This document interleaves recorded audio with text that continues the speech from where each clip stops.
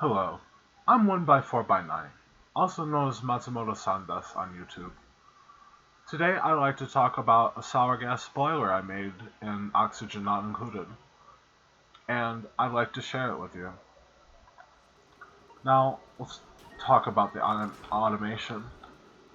It's not as bad as it looks.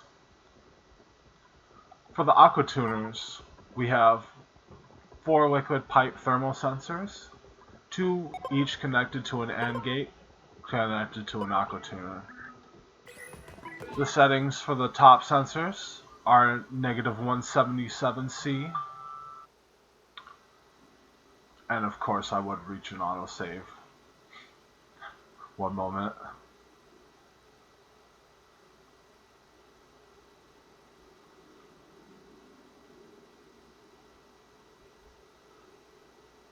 Come on. Come on. There we go. So, top sensors, 177. The bottom ones are set to -185. To maintain an even temperature, and to avoid flashing, I keep a 200 kilo pool per tile of methane down here. The hydro sensor is set to pump if it's above 200 kilos. For the thermal sensor, it's set to below 175, but only if this room is below 585C. Typically, this does not get any colder than -177 or -178, so you don't have to worry about it freezing your methane. It won't ever get that cold.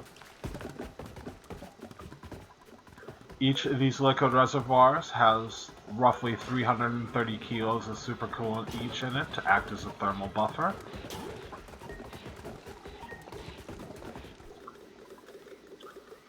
This valve, let's get you out of here.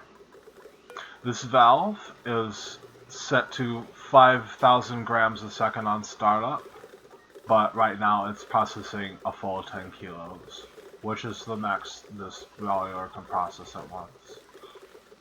The bottom valve is set to 4775. The top valve is set to 5225. The reason for that is when you send an even 5 kilos up the pipe, it will still divide the flow into 2 different packets, so you'll still get the alternating beads from startup on. The automation over here isn't that bad either. We have an atmo sensor here, which is set to green above 20 kilos, and a buffer gate that's set to 15 seconds that tells the natural gas generators all to turn on if there's too much natural gas in the system.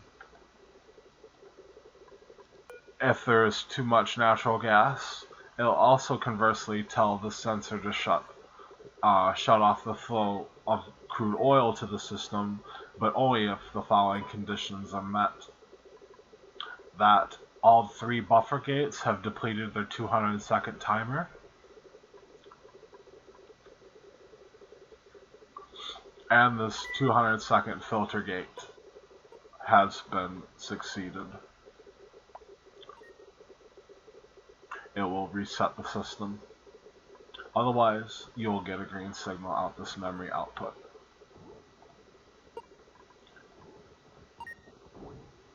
For the sour gas chamber portion, you have these thermal sensors that will tell the doors to close if the temperature falls below 545 on this side and 549 on that side. This side, for some odd reason, is a couple degrees colder than this side. I'm guessing because of the thermium metal tile here will absorb some heat and temperature. These will interrupt the flow of crude oil if there is above 3 kilos per tile of liquid in this chamber.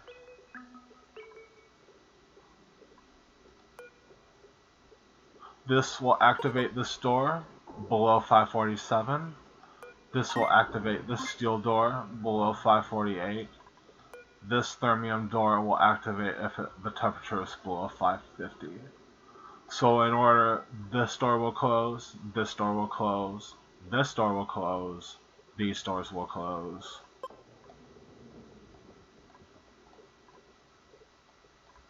This switch is the master on-off switch for the oil. This must be on at all times, the way this automation is set up, in order to continue the flow of oil. If I trip this switch, the oil will shut off. Now conversely, if either one of these doors should activate, that signal is set up here to this NOT gate, which will then flip it and activate the hydrogen loop to rotate. As you can see right now, the system has been activated and the loop is moving heat. You can see it's at 717 when it gets up here, and is quickly cooled within one tile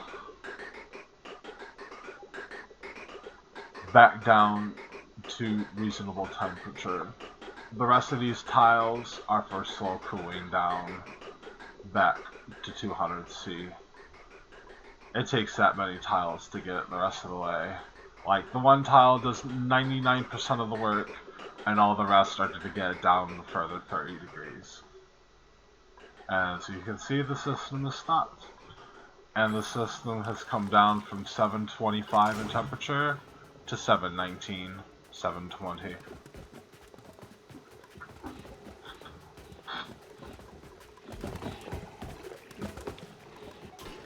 That covers the major automation for the sour gas boiler. This gas element sensor is set to detect natural gas in case any flashes.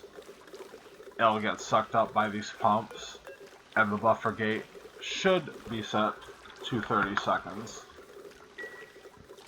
And I'll keep these pumps running to make sure it sucks up the natural gas packet that gets up there. The automation for the generator side is rather simple. It's a series of smart batteries.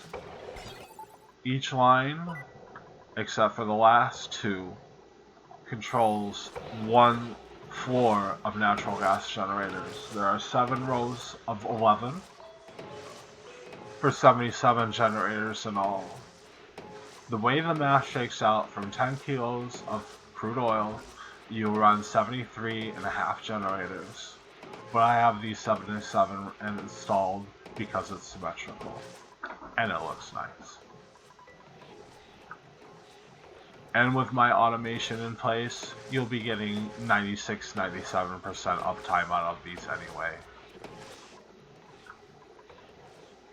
This first row is set to 9590.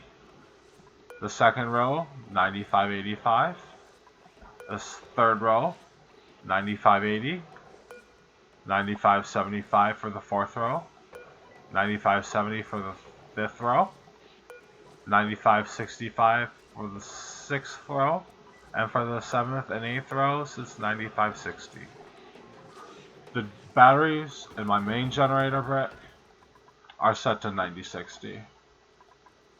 Here and here, my main, primary, and secondary bricks. As you see, these are all set to 9060. So the sour gas boiler kicks on first.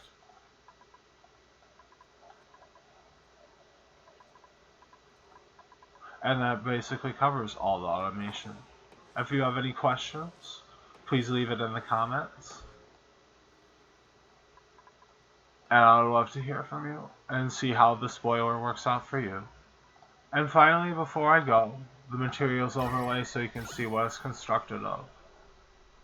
Metals, thermium, gold for the automation, steel for the doors,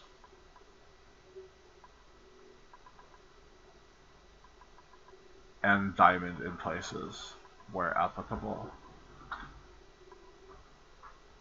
but it's mostly thermium construction. This is Badlands, so I don't have access to aluminum, unfortunately. Mineral overlay, mafic rock,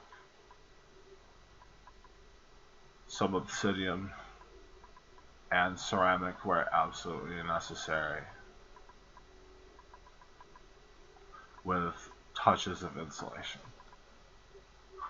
That must have been a mistake. But anyways, that covers it.